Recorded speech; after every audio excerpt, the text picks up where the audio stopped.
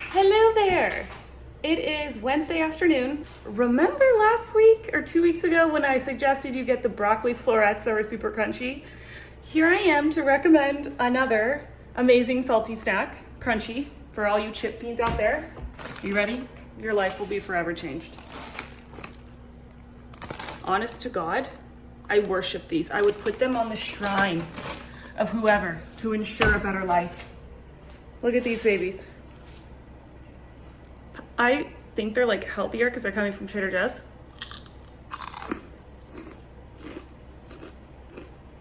Look at this.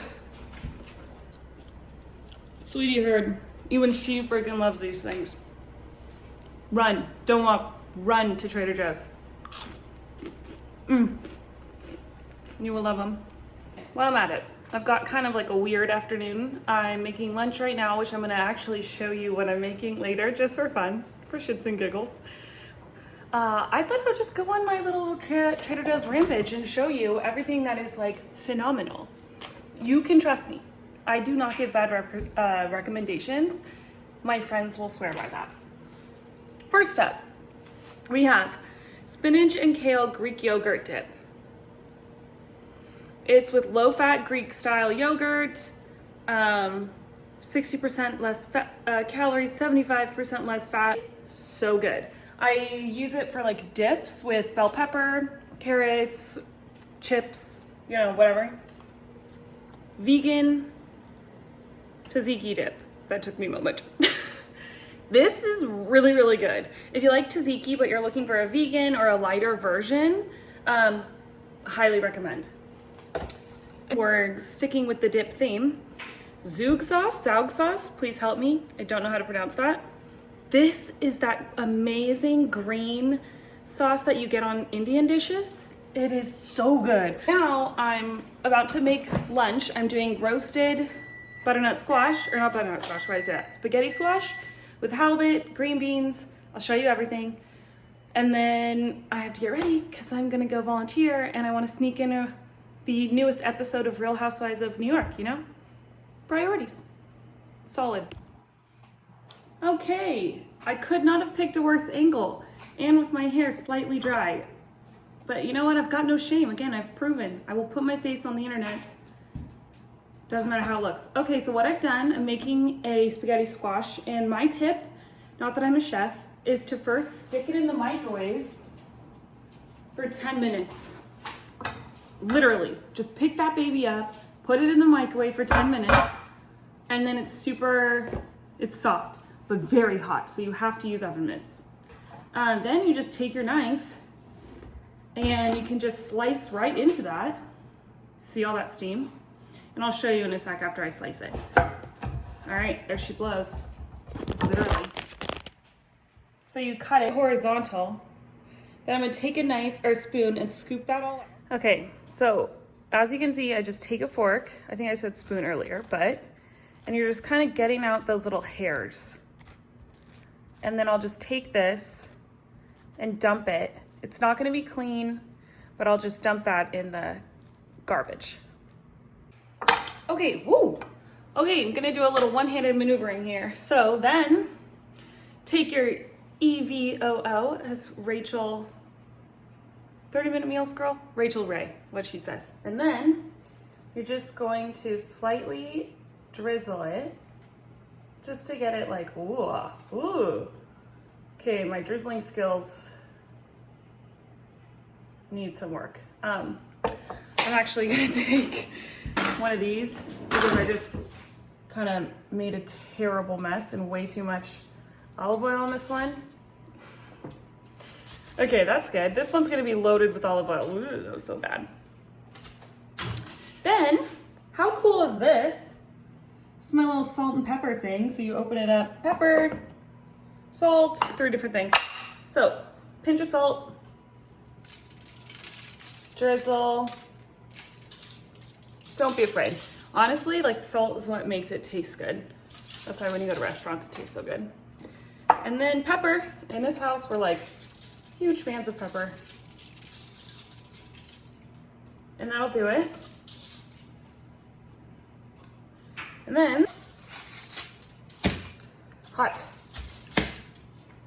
face down into the oven at 400, yep, for about 20 minutes. And I'm gonna go upstairs and dry my hair because it's starting to look a little funky, and I'll check back in with you. Okay, I'm back. And while we have 11 minutes for the spaghetti squash to be done, I'm going to make the green beans. So what I did was I cut them up into kind of like bite-sized pieces. I'm gonna add some shallots, cut up some shallots, garlic, steam them in chicken broth, and then add some slivered almonds to it.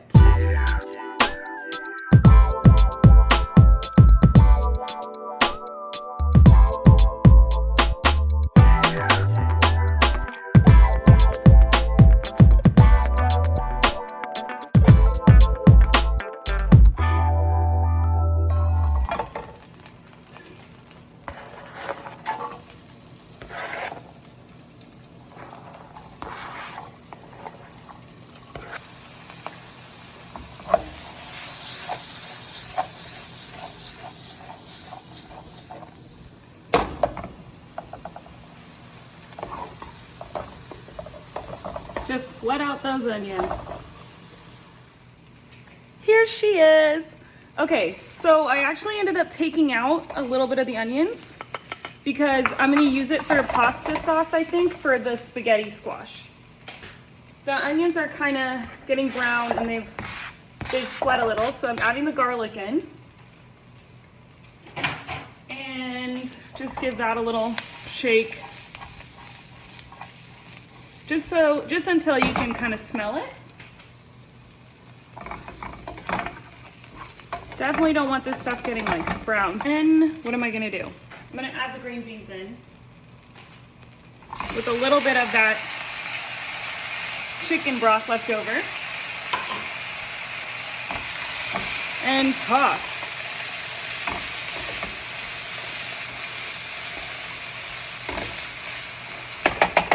Megan, you forgot to salt and pepper it. Why, yes, I did.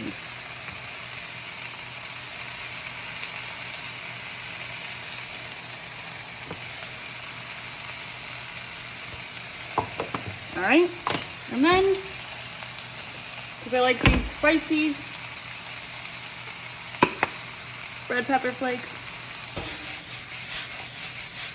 and then that's about it. So I'll turn that off. In another pan,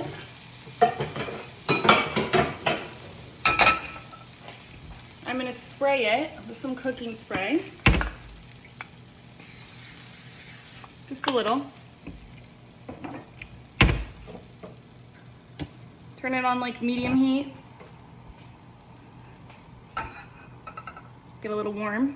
Okay, then almonds for some crunch for the green beans. That's probably good.